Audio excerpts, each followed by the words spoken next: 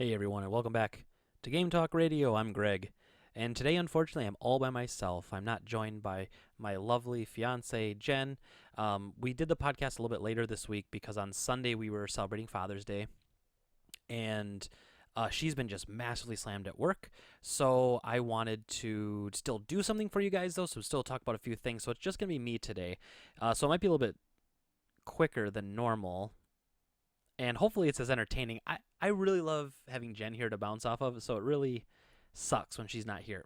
So we're just going to hit the ground running and start off. So the first story I want to comment on today is that it came out after E3 with some interviews with Phil Spencer that that Microsoft is selling the Xbox One X at a loss. So they're selling it for $499.99, and it's not making them any money. Now, he didn't directly come out and say that, but one thing he did say was, you don't make hardware to make money, you make money off the games you sell for that hardware. And that's not really that surprising in news. This is actually very, very common in the video game industry. In fact, one of the only companies that ever really makes money on hardware is Nintendo. Usually Sony is selling their systems at a loss until they get to about the second or third model of a system. Then usually they're breaking even or might start to make money at the end of a console's life cycle on the hardware as it gets cheaper to manufacture.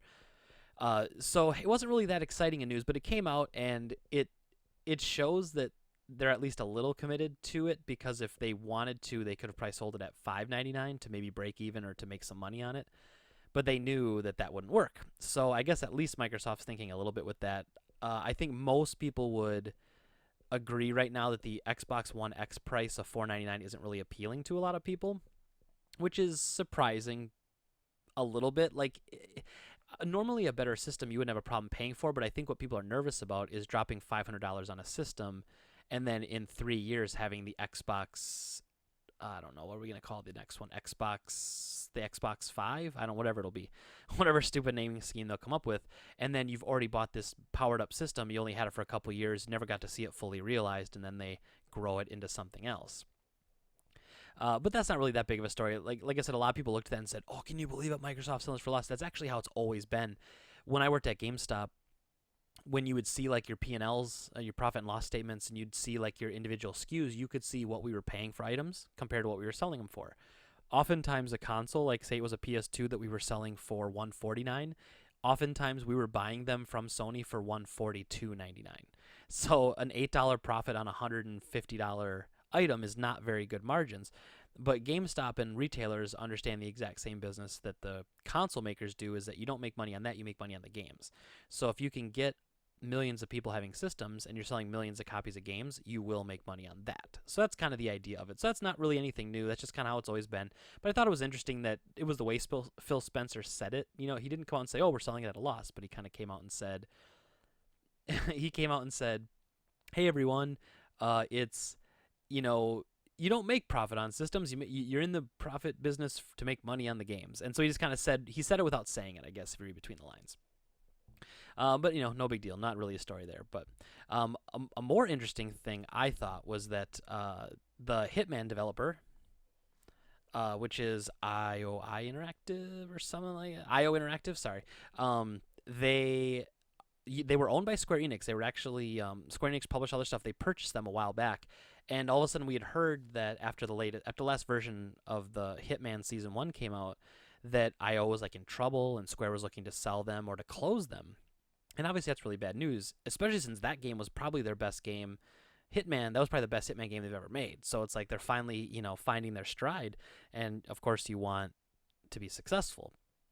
So the Hitman developer, IO Interactive, was recently, I guess you could say, let go from Square Enix. So this came out a couple weeks ago, and it was, oh, well, now they're an independent studio again. So I'm not sure how that worked, if they bought themselves back or if they just purchased the naming rights from Square, whatever it ended up being, but they're now an independent developer again, which is awesome. And the news that came out this week, which is really crazy, is that now they have full ownership rights over the Hitman intellectual property. So the Hitman IP now belongs to IO Interactive. So it's not so, like, them leaving Square doesn't surprise me so much, because it's similar to what happened with Bungie, where they were going to leave Microsoft anyway, like the people that comprised Bungie.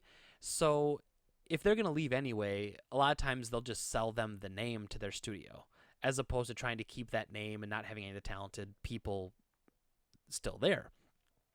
So it could have been a situation like that. But what I do find surprising is that Square Enix gave up the Hitman IP. You think what they would have done if they wanted IO to keep working on it, they could have hired IO to make another season of it. But for them to give up complete control of the intellectual property for Hitman, that's kind of surprising to me. Square obviously doesn't see any value in it, but IO does, and a lot of fans did. It was actually a really good version of the game finally, and it had gone pretty stale. There were some good ones, and there were a lot of bad ones that were kind of drug out. But clearly, this is good for everybody apparently, and Square Enix apparently had tons and tons of loss when it came to IO Interactive. It was like 40 or 50 million dollars of losses incurred by the company existing, so they were happy to get rid of a bad look on their corporate stock sheets and all this other stuff, and IO Interactive gets to be independent again, and they get to make the game that they've been making, which is Hitman. So good for them. The next story is kind of a weird one. So I remember talking about this on the Have At You podcast. We talked a little bit about Devolver Digital. So they're a publisher, and they don't really like to play by the rules. Like, they're kind of, I guess they're trying to go for this rebels image in the industry. So Devolver, and they publish a lot of indie games, and they're pretty good about helping people that couldn't get published by bigger companies getting published. So I actually like Devolver as a company. But a story recently came out how they lost money after their permits were denied for E3. So apparently this year they had rented out a huge parking lot at E3 because they don't participate in E3. So E3, which is the Electronic Entertainment Expo, is put on by the ESA, the Entertainment Software Association, and they set up the show. So if you want to be at that show, you have to pay them money. No big deal. It seems like how all this stuff would normally work, right? So that's kind of how the system works. Well, Devolver's never been a fan of that. They refuse to pay to get on the show floor. And what they've done is apparently the owner of Devolver knows the owner of a guy who owns like the Hooters restaurant across the street from the LA Convention Center, and he lets him use his parking lot to just put up a game display. Very cool. Well, this year apparently they wanted to kind of do more. And so they rented a parking lot like right across from the city. They got the permits to use the parking lot. And unfortunately, once the city found out what they were going to do, which was actually set up like their own little independent little show and have their own little thing, the city denied their permits. So Devolver's claiming they lost $100,000 because these permits got denied. Now, the interesting thing about that is Devolver is blaming the ESA that puts on the E3 show and saying that they sabotaged them. So initially you want to be like, oh man, why is the big guy crapping on the little guy? But you also have to think about it like this. The parking lot that they were trying to get permits for is public and owned by the city of Los Angeles, I should say. So it's not public technically, but it's owned by the city of Los Angeles.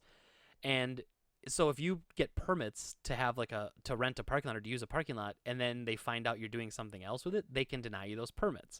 So is it really that someone else, and I wouldn't surprise me if someone from the ESA went to the city board and was like, hey, just so you know, these guys are putting on a show that's trying to take away from our show. And again, that'd be crappy, but I don't know why Devolver can't just play by the rules. Just pay these guys and get a thing on the show floor.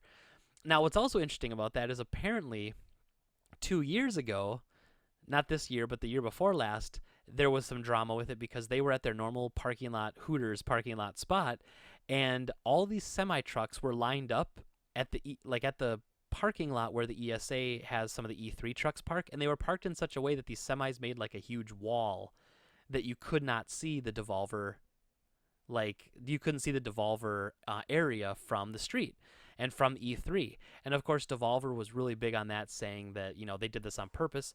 There are people that say, got the cats in here fighting. There are people that say that that's just how they line the trucks up. They actually do make a barrier, but it's more so that people can't see in from the outside. They can't take pictures of stuff, and you can't see people loading up things. But of course, the Devolver guys, he seems to be a little paranoid about these ESA. And so they just kind of thought it was funny, and they moved on. They bought themselves a big balloon this year so that it would rise above if they did the semi-blocking thing again. And it's just kind of all this, E3 drama crap. But it is what it is. So I don't know. Personally, I think that Devolver could just play the game and go along with the ESA. And I don't blame the ESA for not wanting things taking away from their biggest event of the year, which is E3. I also agree, though, that the ESA could be like no one wins when you kind of just be dicks to each other back and forth, just settle it, handle it, I thought that was interesting. No big deal. What I find more interesting so far, and each story keeps getting better and better. So my next story I want to talk about is that out of nowhere at E3, the CEO of Atari or whoever it is now, basically says they're making a new console. Atari is getting his exact words were something like, "We're getting back into the hardware business." So rumors have just been flying around and all this other sort of stuff. They released a little mini trailer that showed some like a showed nothing really, but it showed like a little light tinge going like across this wood grain finish, and it was really playing up like the Atari 2600 and all this other stuff. And it's really interesting because Atari isn't really Atari anymore. So the Atari we once knew that made all that stuff was gone a long time ago, and a company called Infogrames like bought the Atari name and then rebranded themselves as Atari because the name itself still had some equity left, clearly. And so now whatever company this even is anymore that calls themselves Atari, because I thought I heard that Infogrames closed too. I might be wrong about that. I don't know. So that company now is making this new Atari hardware. Now, what's also I find interesting about that is that just recently Hyperkin, who they make those Retron systems that play like Nintendo and Super Nintendo and Genesis games, like the 3-in-1s, we carry them at my store. And Hyperkin themselves is actually a distributor, so I buy a lot of new accessories from Hyperkin, like AV cables for GameCubes and controller extenders for the NES, and just little things like that. Like they're a distributor for stores like mine. Well, since they create the Retron, they make it. They've now are making, I believe it's called the Retron 77, and it's an Atari 2600 Retron. So you pop a 2600 cartridge in there and you play it just like a Retron that will play NES stuff. So that's pretty cool, except if Atari's making a new console, you have to kind of wonder, are they connected or was it a licensing thing? The CEO of Atari talked about how he thought it was, or he's saying that it's based on PC technology. So to me, that tells me that it's going to be something like maybe the NES Classic, where it's got a bunch of preloaded games on it. Maybe you can still stick games in it, but it's got a bunch of preloaded games on it. But what also is interesting about that is those already exist. There's these things called the Atari Flashback, which are what we call plug-and-play devices. It has AV cables. You just plug it right into your TV, you plug the power in, and it has 60, 70 games preloaded, whatever.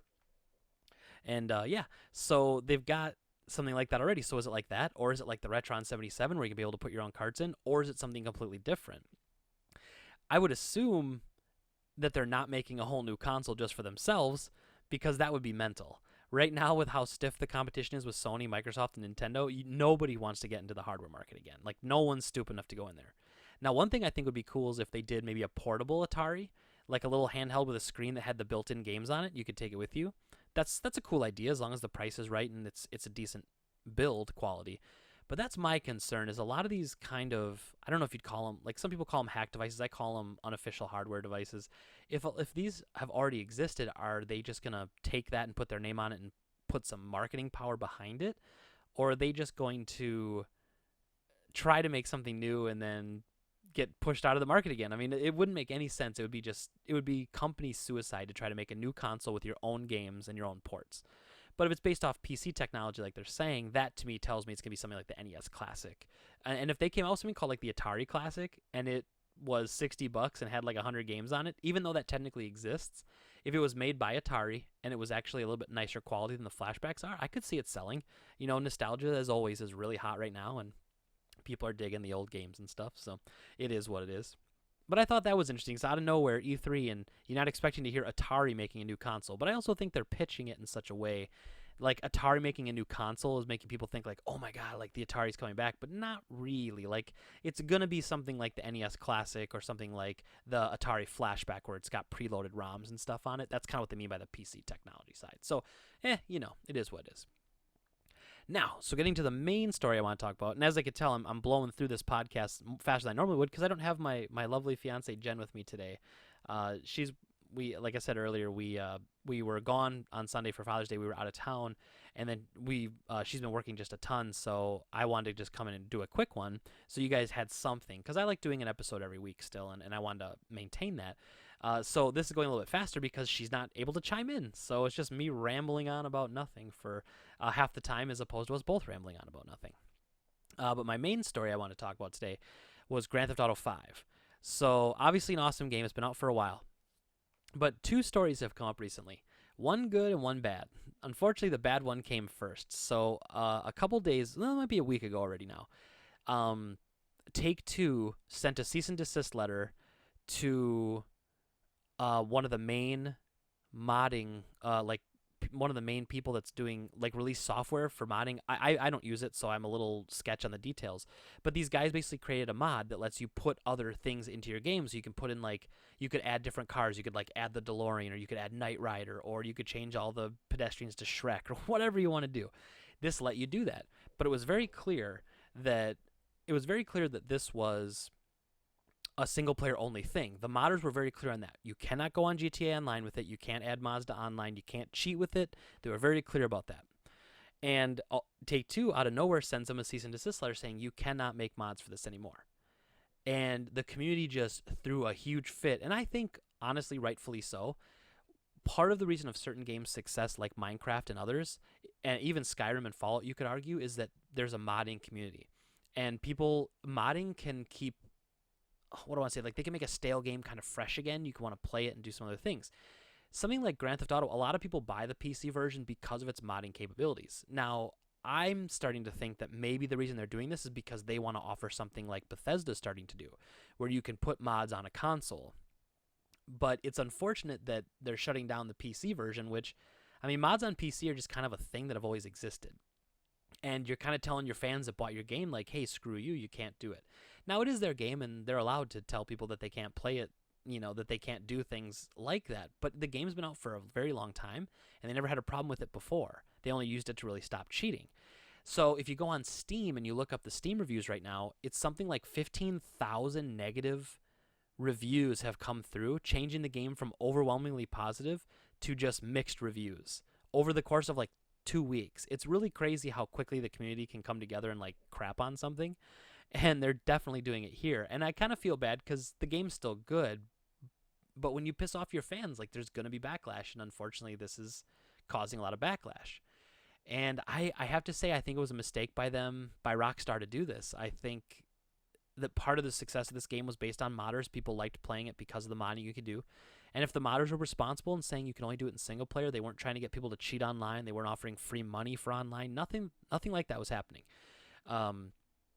So if you're going to do all that stuff, you have to, you really got to listen to your customers, and I think they just did not in this case. Like maybe they should have tested the waters first.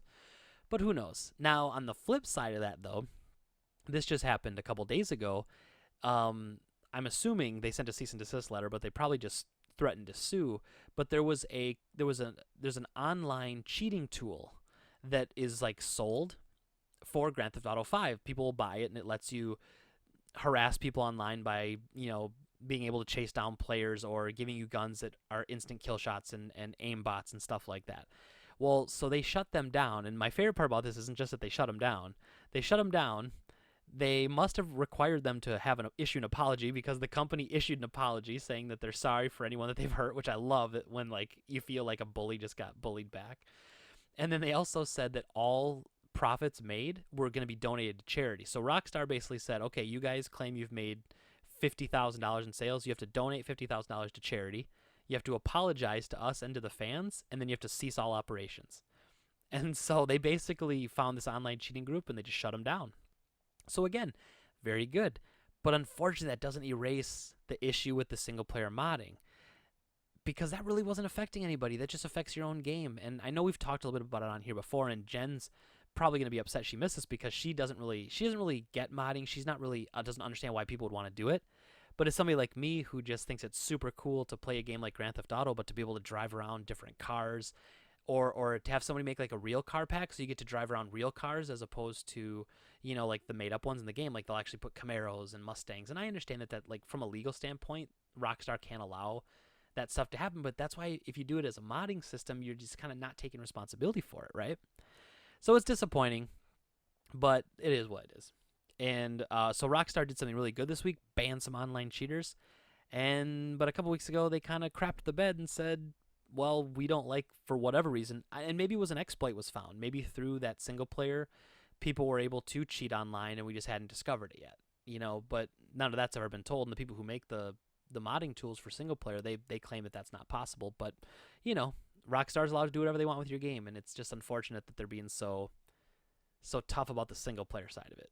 worried because the online part makes them so much money. People buy cash or people buy points for the game so they can buy extra stuff in game. They buy in game currency, and that's how they make a lot of money after the development of Grand Theft Auto ceased. So even though it's a great game and it probably still made them a bunch of money. But yeah, so that's all we had for today. I think I want to let's see. I'm going to look at my Nintendo games here real quick, and I'm going to tell people about a game because we did this a couple weeks ago, like a couple months ago probably now, and we recommended A Boy and His Blob as an NES game you should play. So I'm just looking through my list here, and I want to recommend another one. I should just go alphabetically so I don't forget if I do this again in the future, but I'm not going to do that. So I'm going to recommend a game for Nintendo. This is Gregg's recommendation of the week. You guys should play this when you get a chance. So the game for NES is called Jackal, and it's a 2-player Contra-type game, except you're in a top-down view and you're driving Jeeps. And this is one of my favorite 2-player games. It plays a lot like any sort of level-based game. You get to the end, there's bosses of every level, stuff like that. But you were in Jeeps, and you had normal machine gun that you shot out the side or the front. So if you were moving forward, you'd shoot at the front, or you'd turn to the side and keep shooting at the front. And then you also had grenades that you'd throw. Now, not only did you just blow stuff up and get to the end and fight bosses, you actually had to blow up a house. It would blow the door open, and then you would pick up passengers, take those passengers back to a helipad to get extra points and stuff for that too.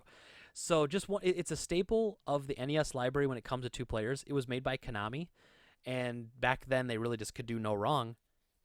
And that was definitely one of their highlights. Jackal's in probably my top 10 to 15 for games of all time on the Nintendo, just because growing up I played everything 2-player with my brother. So most of my greatest memories from the Nintendo have to do with 2-player games, and I'm kind of looking at my wall, and it's probably every other one is 2-player, but Jackal's very, very high on that list. So I highly recommend. Music's very good. Konami's music on the NES days, whoever they had doing most of their sound or their sound engine was just awesome, and just a very good game. All right, and that being said, you can follow me on Twitter at GameTradeGreg, or you can follow me at Bros Insanity, BROSINSANITY, Bros Insanity. That's more my one that I focus on with the Have At You podcast and stuff like that. I'd really appreciate if you guys could subscribe to us on YouTube. I'm trying to get to that 100 mark. Once I get up a little bit higher, then just more people start seeing your videos and more views and all that sort of fun stuff. So I really appreciate everybody checking it out. I know this podcast was a little light, was a little lame. Without Jen, obviously, everything in life's better with Jen, as I've found out. And I will find out when we get married later. But I appreciate everybody for listening as always, and have a great day.